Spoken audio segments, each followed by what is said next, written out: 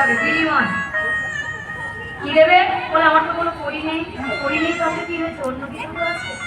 এরকম যদি কোনো পুরুষ বলে তখন আমরা খারাপটা ভাববো না। এই অসভ্যটা কি হ্যাঁ তুমি কি চাও ঠিক করে বলো।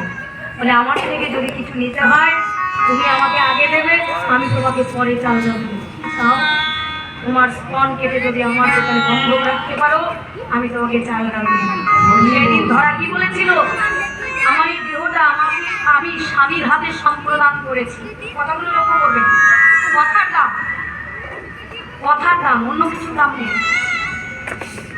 আমার এই দেহটা স্বামীর হাতে সম্প্রদান করেছি, তাহাতে আমার দেহের দায়িত্ব হলো আমার স্বামী। আমি স্বামীর কাছ থেকে অনুমতি নিয়ে আসি, স্বামী যদি অনুমতি দেয় আমার স্তন কেটে তোমায়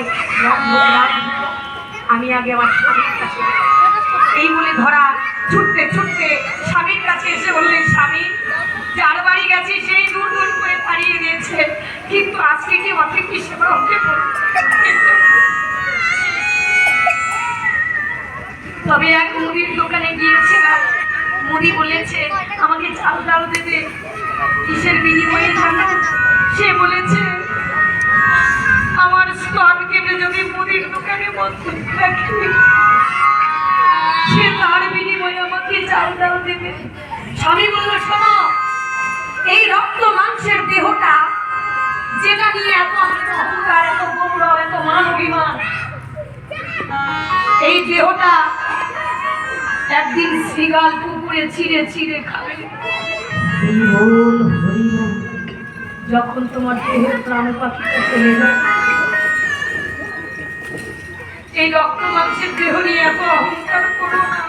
রূপ যৌবন তো মানুষেরই হয়, তাহলে সব মানুষের কি রূপ থাকে? আমার যদি রূপ না থাকে তাই বলে আমাকে কেউ ভালোবাসবে না, এমন তো হতে পারে না। আরে যে দেখতে ভালো হবে তাকে খুব যত্ন আপ্যায়ন করবো, ভালোবাসবো। আমি কি ভালোবাসা পেতে পারি না?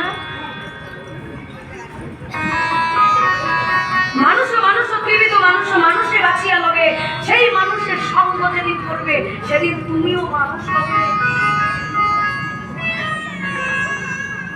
মানুষ বলিয়া কেমনই জানিব কেমন তাহার লোক, আকারে মানুষ দেখলে হবে না। আমরা অনেকে দেখি তারা মানুষ না, তারা মানুষ হতে পারে না। কেন পারে না? তাদের আচরণে বলে দেয় কেউ মানুষ না। আমরা রেগে কি বলি, তুই মানুষ, কথা ভেতরে আসে, তুই মানুষ। কি বলছে পদকর্তা, কি বলছে শোনে, আমার মন গড়া কথা নয়। মানুষ বলিয়া কেমনই জানিব কেমন তাহার নাম, কেমন আকার, কেমন বিচার, কেমন তাহার ভাব।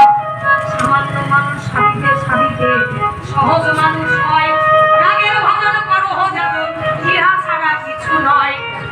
সখীর সঙ্গে সেবায়াদি করণে ইহা সে জানিল যারা, ধনে বিদ্যাবতী এতিন ভুবনে সমাধি সাধিল তারা।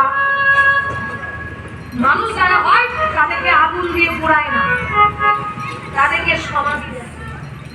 জন্ম জন্মান্তর সেই সমাধির ওপরে একটা করে প্রদীপ জ্বলে। চাঁদ কাজীর কথা শোনি, একটা করে চাপা ফুল এখনো পড়ে, কারণ পৃথিবী মিথ্যা হয়ে যেত। ভগবান এখনো আছে, মানতে শেখো। গায়ের জোরে সব কাজ করা যায় না, ভগবানকে মানি। যখন বিপদে পড়ি তখন আমরা ভগবানকে ডাকি, আর বিপদ উদ্ধার হয়ে গেলে আমরা নিজেরাই করি। এটা করো না। তাই আজকে ভগবান বলছে আমাকে যদি নিতে চাস আমার মায়ের কাছে তোরা চলে আসবেন। এবার তারা চলে গেলেন, ধীরে ধীরে গেল সবে প্রণতি করি আমায় কহিছে রাখালো রাই,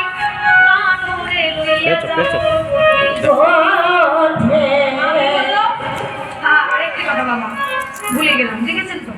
তাহলে ধরা দেবীর কথাটা বলে রয়ে গেল। তা ধরা দেবী সেইখানে গিয়ে মুদির দোকানে গিয়ে স্তন কেটে বন্ধক রেখে চাল ডালের ব্যবস্থা করেছিলেন। শুধু কি তাই, ভালো করে তার কাপড়টা দিয়ে স্তনটাকে বেঁধে কি করলেন, আপন মনে রন্ধন করলেন। এত ব্যথা, সামান্য একটু আঙুল কেটে গেলে কত ব্যথা লাগে, আর একটা স্তন কাটা মানে টাইট করে বেঁধে মা আমার ধীরে ধীরে বাড়ি এসে রান্না করলেন ওই ব্যথা নিয়ে। রান্না করছেন, বলছে গোবিন্দ আমার স্তন কেটেছি, তাতে কোনো দুঃখ নেই, কিন্তু আজ যদি তোমার সেবা হতে বঞ্চিত হয়ে যেতাম, সবচাইতে বড় দুঃখ আমি পেতাম, কষ্ট আমি পেতাম। তাই আজকে রন্ধন করে যেই না ভগবানের সম্মুখে দিলেন, ভগবান তখন কি বলেছিল, মা তুমি কি অসুচি নারী, এত রুটির ধারা? না বাবা, আমি অসুচি নই। তাহলে এত রুটির ধারা কেন? আমি তো সেবা নেবো না, তোমার ঘরে সেবা আজকে করবো না।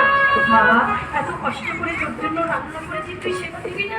আমি বাধা দিয়ে এসেছি মা, হ্যাঁ আমি বাধা দিয়ে এসেছি। তুই দেখবি তাহলে। দেখ মা আমার ধীরে ধীরে কাপড়টা যেই না সরিয়ে দিল, দেখলেন মায়ের স্তনটা কাটাই। মা দেখি তোমার এই অবস্থা কেন, কিভাবে হলো বলো বলো। মা বলছে জানিস তোর সেবার জন্য স্তন কেটে মুদির দোকানে বন্ধ করে রেখে তোর সেবা করছি। আমার প্রতি তোমার এত ভক্তি, যেটা ভগবান কমল করে তার স্তনে হাত বুলিয়ে দিল, সন্তান হয়ে মায়ের যেমন স্তন তেমনই রয়ে গেল। আরেকটা স্তন কেঁদে বলছে গোবিন্দ পাশাপাশি দুজনাই থাকলাম, একজন তোমার পরশ পেল, আরেকজন তো পরশ পেল না। সেই দিন ভগবান বললে মা গো তোমার আরেকটা স্তন নিষ্পত করবো। সেই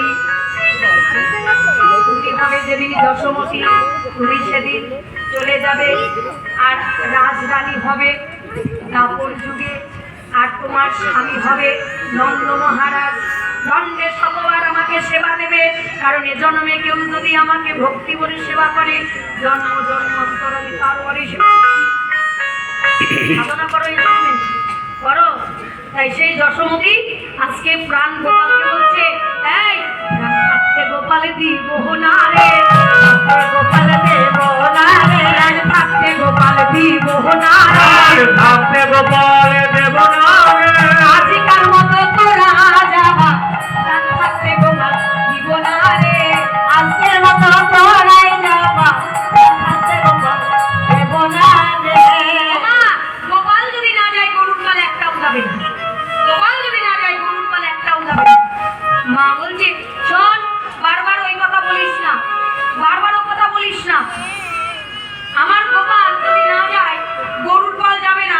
আমার যত গরুর পাল এই বৃন্দাবনে যারা যারা ব্রাহ্মণ আছে ওদেরকে ডাকবো, ডেকে ডেকে আমার এই ধেনুর পাল আমি ব্রাহ্মণকে দান করে দেবো।